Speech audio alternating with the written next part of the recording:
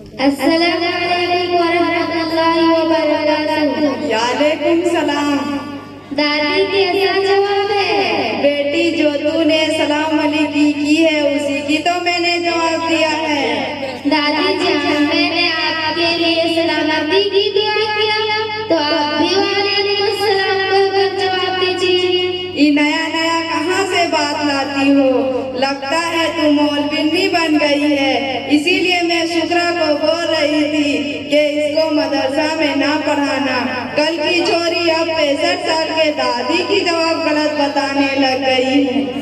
दादी जान मैं आपको नई बात नहीं बता रही हूँ बल्कि साढ़े 1400 साल पुरानी बात बता रही हूँ।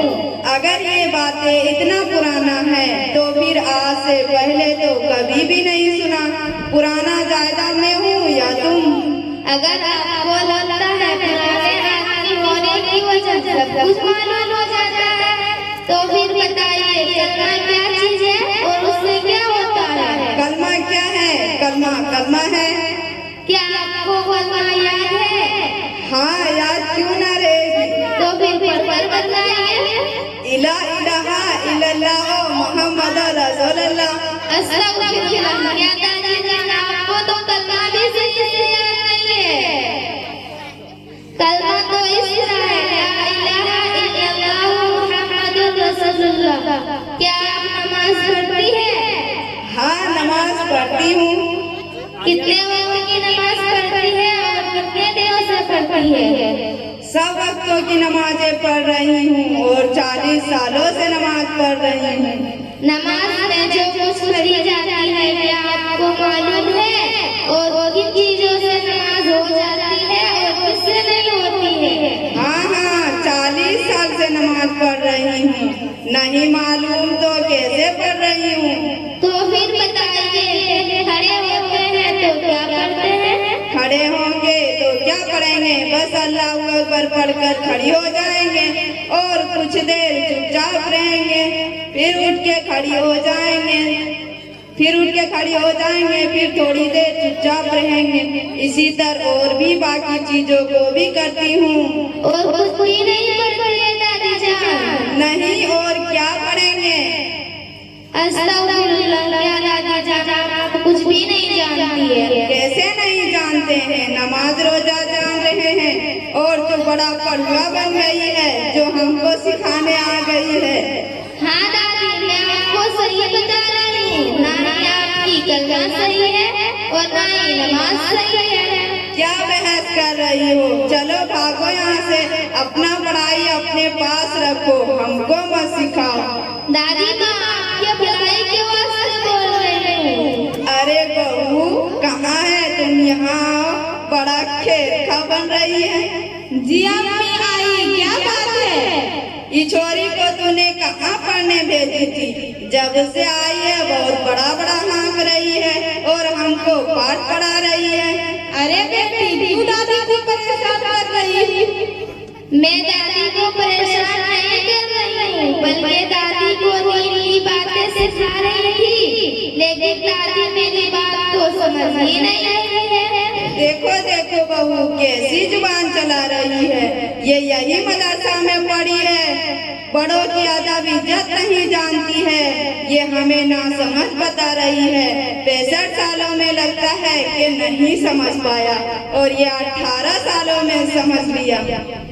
बेटी सादिया अदब से बात करो। अगर कोई बात है तो आराम से बात करे।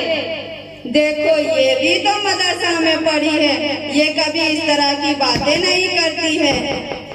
हाँ बेटी सादिया अब क्या कर रही थी? माँ ना ही दादी की कलमा सही है और ना ही नमाज सही है। हाँ ये बात तो सही है। मैंने भी कई बार गौर की है लेकिन हिम्मत ही नहीं हुई कुछ कहने की। क्या मतलब है बहू? हाँ माँ, आपकी नमाजों में गलती है, कलमे में गलती है, वजू की तरीके में गलती है, लेकिन अदब की वजह कुछ कह ना सकी। क्या बात कर रही हो पगली?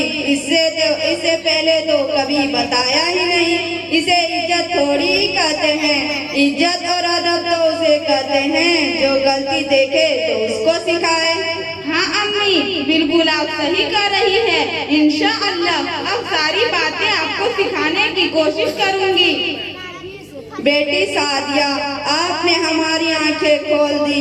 ये तुम्हारी माँ पगली है, पगली। कभी भी नहीं हमको कुछ बताया, और ना हमारे वक्त में पढ़ाई होती थी तो हम कभी भी सीख नहीं पाए। अब हम इरादा करती हूँ कि दीनी बातों को सीखूंगी इंशाअल्लाह। और मैंने तो बहुत खरी खोटी बातें कही है, हमें माफ करना। आखिर हूँ तो मैं तुम्हारी दादी ही ना। दादी माँ, आप ये ऐसी बात कर रही है, हमें तो कोई तकलीफ नहीं हुई है, हमें माफ कर दीजिए। हमने आपसे ऊंची आवाज में बात की है। भाग पगली, अपनी माँ की तरह तू भी पगली है। तू तो मेरी बेटिया है, मैंने तो माफ कर दिया। कब का तुम्हें माफ कर दिया। मेरी माओ और बहनों, अभी के दौर में यही हो रहा है। जिस माहौल में हम लोग हैं, उसको अगर करीब से देखेंगे तो मालूम होगा कि ये मुकालमा हकीकत पर मबनी है। दुनिया में जो पुराने लोग हैं, उन सबों का कहना रहता है कि हम लोग जो कुछ कर रहे हैं बस वही सही है। हालांकि किताबों सुन्नत के नजरिए से देखेंगे तो कहीं भी नहीं मिलता है। शरीयत की नजरिए और उसका अमल एक दूसरे से बहुत दूर है।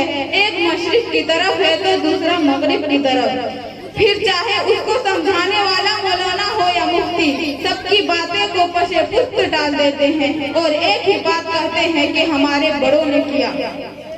आप सब यहाँ बैठे हैं, अपने हाथ को सीने में रखकर ठंडे दिमाग से सोचे कि बड़ा कौन है, हमारे और आपके नबी या बाप दादा।